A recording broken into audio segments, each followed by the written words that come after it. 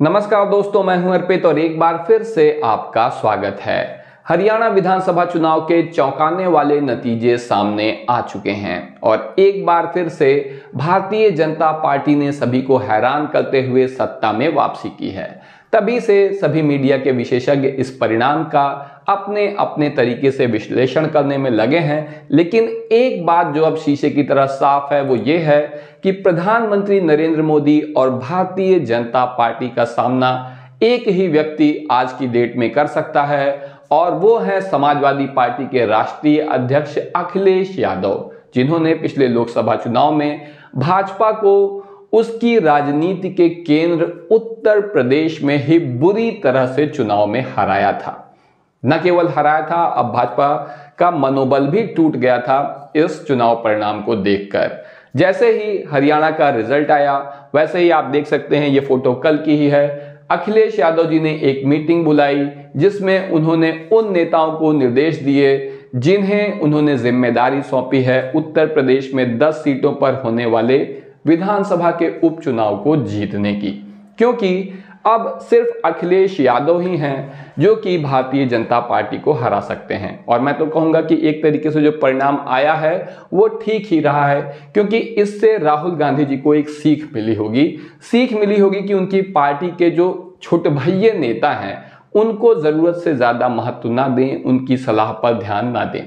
क्योंकि अभी आप देख सकते हैं कि खुद उत्तर प्रदेश में कांग्रेस अध्यक्ष हैं अजय राय, जिन्होंने ऐलान कर दिया है कि उपचुनाव में 10 में से 5 सीटों पर कांग्रेस लड़ेगी और अगर सपा ये 5 सीटें नहीं देती है कांग्रेस को तो कांग्रेस 10 की 10 सीटों पर अपने बल पर चुनाव लड़ेगी। इन लोगों का इतना घमंड कहां से आता है, मेरी समझ के तो बाहर है। ऐसा ही हरियाणा में भी हुआ। हरियाणा में जो चुनाव परिणाम आए हैं वो इस वजह से आए हैं कि निश्चित रूप से सपा चाहती थी, अखिलेश यादव चाहते थे हरियाणा में चुनाव लड़ना और आम आदमी पार्टी के केजरीवाल भी चाहते थे। ये दोनों ही लोग कांग्रेस से गठबंधन करके चुनाव लड़ना चाहते थे। राहुल गांधी भी इच्छुक थे, लेकिन कांग्रेस के जो नेता हैं, खासतौर से दीपेंद्र हुड्डा के तो लगातार बयान सामने आए। उन्होंने इन दोनों ही नेताओं को लगभग अपमानजनक भाषा का इस्तेमाल किया, अपमानित करते हुए कहा कि सपा का कोई जनाधार नहीं है, आम आदमी पार्टी को हरियाणा में कोई जानता ही नहीं है, यहां गठबंधन नहीं हो सकता है। क्या उन्होंने कहा है, आइए एक बार देख लेते हैं। तो यहां पर आप देखेंगे अभी कि दीपेंद्र सिंह हुड्डा जो है, उनसे पत्रकारों ने सपा से गठबंधन के बारे में सवाल किया तो वो क्या कह रहे हैं। क्या हरियाणा कांग्रेस को समाजवादी पार्टी की जरूरत है? समाजवादी पार्टी का हरियाणा में कोई जनाधार नहीं है।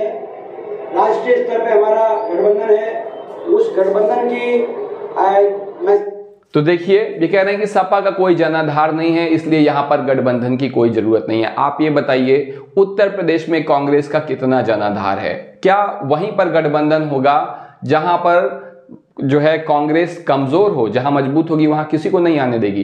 तो कह तो रहे थे सपा का जनाधार नहीं है, इनका बड़ा जनाधार था। इसके अलावा क्या कह रहे हैं आम आदमी पार्टी के बारे में, आइए ये भी देख ही लेते हैं।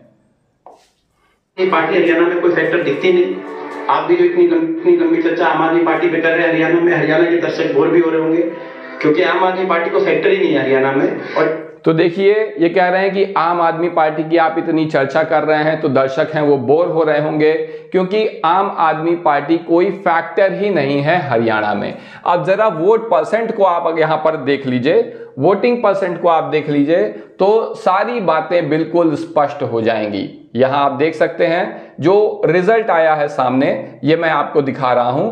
रिजल्ट में इंडियन नेशनल कांग्रेस का वोट शेयर है 39.09% और भारतीय जनता पार्टी का सिर्फ 39.94%, यानी दोनों के वोट में 1% का भी अंतर नहीं है। वहीं आम आदमी पार्टी का वोट शेयर है 1.8%। आप कल्पना करिए कि अगर यहां पर साथ मिलकर चुनाव लड़ा होता और यहां पर राहुल गांधी, अरविंद केजरीवाल और अखिलेश यादव एक साथ मिलकर भारतीय जनता पार्टी के खिलाफ कैंपेन करते तो क्या परिणाम होता। लेकिन ये कांग्रेस के छुटभैये नेता ही हैं जो कि बार बार कांग्रेस की लुटिया डुबोने का काम करते हैं। इस बारे में आपको क्या कहना है?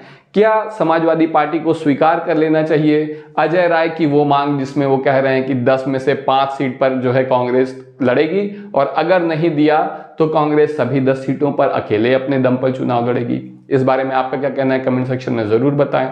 अभी के लिए बस इतना ही, धन्यवाद।